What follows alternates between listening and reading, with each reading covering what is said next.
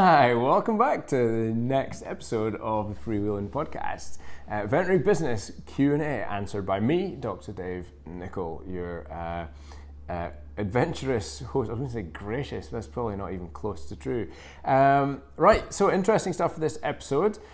This is the second time we've had to record an episode where we tried to be out in this really cool alleyway that's got some awesome graffiti behind us, but we keep nearly getting run over by smart cars and delivery drivers and post office, offensive post office workers. Not that all post office workers are offensive, just indeed this one was, and was uttering things that were not broadcastable. So we decided to bring it back in. Also, the wind noise was pretty bad, and we're in Brighton, which is quite windy. So what's happening in this life so far today? Well, awesome stuff, and we are getting really close to the 20,000 downloads on the Blunt Dissection podcast, which is super exciting. Never really expected that to do more than 200 or 300 plays in a month, and over the course of the last year we've done 20,000.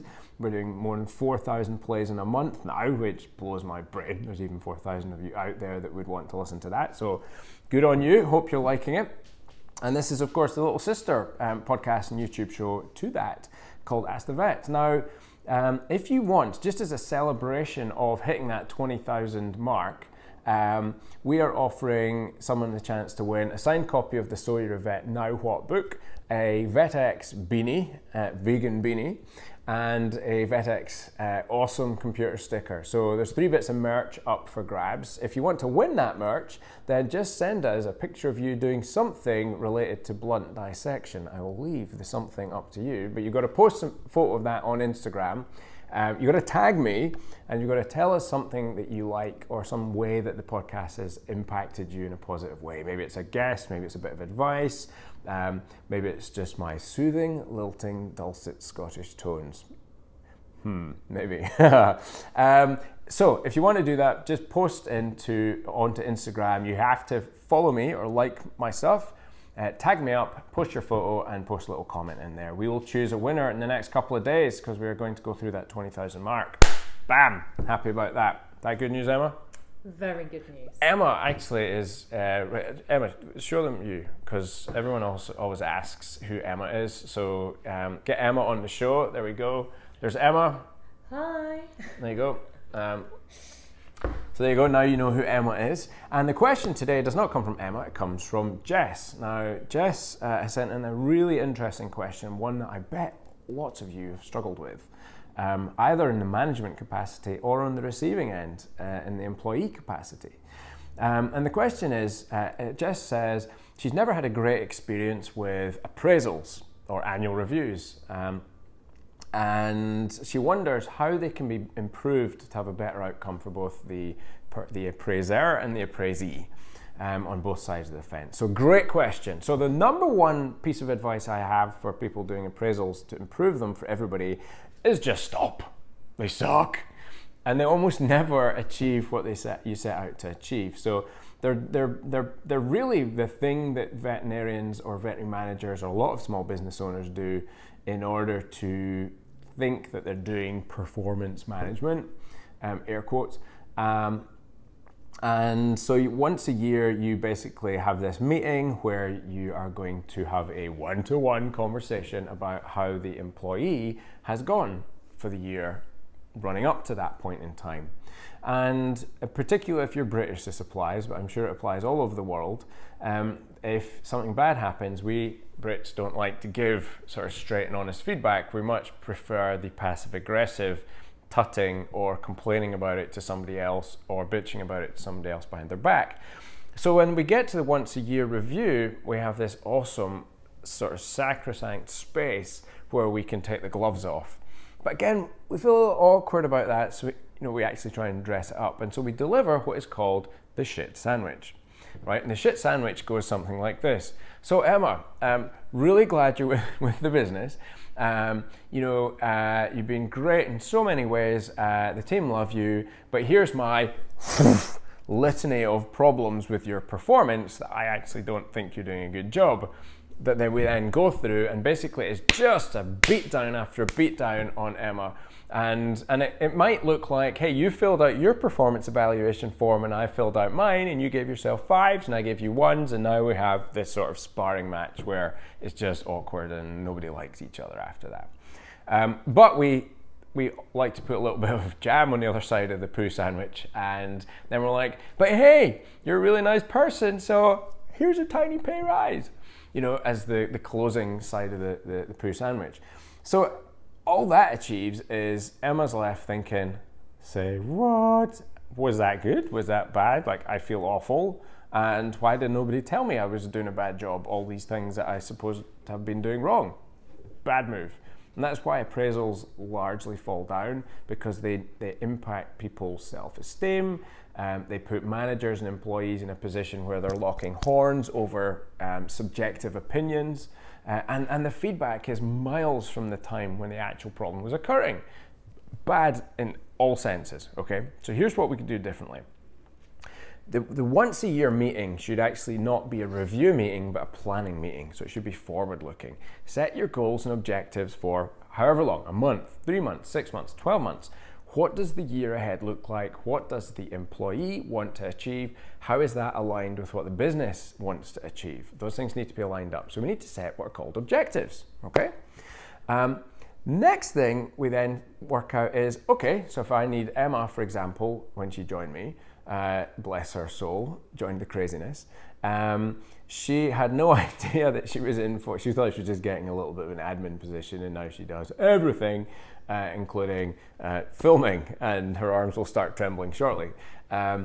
Editing, publishing, posting the content all around our social sites or to our social media partner, Caitlin, and like then managing my diary and then writing blogs. And so she's gotten big into the content, managing the VetX community, things like that. So it's a role that's developed and expanded.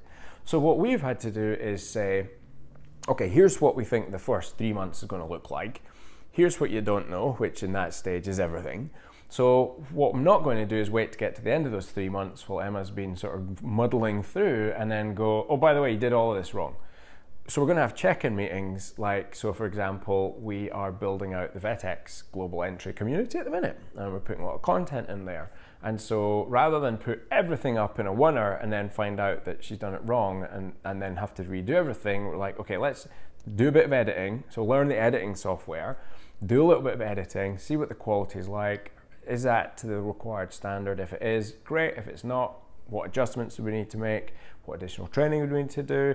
And then, okay, now go and do a whole episode. Great, is that looking good? Okay, fine. If it is, if it's not, what do we need to adjust? And then, so that's not micromanaging, that's teaching or mentoring or coaching up until the point where we think that quality is good enough. Now Emma can go and do the whole thing. Job done, okay? Our job as a manager is done. So what I'm doing there is I've set an objective to have the VetX community live 2 weeks from now. We've identified what skill gaps are there, used training to fill those skill gaps, checked in frequently, increase or decreasing frequency as Emma's skill levels improved to the point where I don't need to check in with her about that now. She's got it covered, and 2 weeks from now she'll be telling me how to do things better, okay? That's the way performance management should work. Set an objective, then your check-in, how frequently you have to do that depends on the skill level of the person involved. So if you're bringing a new vet into your practice, chances are they know what a syringe is and a vaccine is and a dog is. That's sort of veterinary 101, right? We're hoping. And so what we have to just teach them is what's our version of doing a vaccine? What does that exam room experience look like? How do we answer the phone? How do we greet the clients? What's our uniform like? And then we check in, probably leave that a week and go, okay, how are you getting on with your exam room? Any problems there? Is the standard of care okay for you? Is there any other training you need? No, perfect, great, on you go. And then we're checking in based on whatever performance measures we've set moving forward, whether it's number of procedures booked, whether it's number of great reviews on Google from our clients, whether it's average transaction value, whatever it is that you like to look at, that becomes part of the objective you set in the first place, and that's how you measure performance.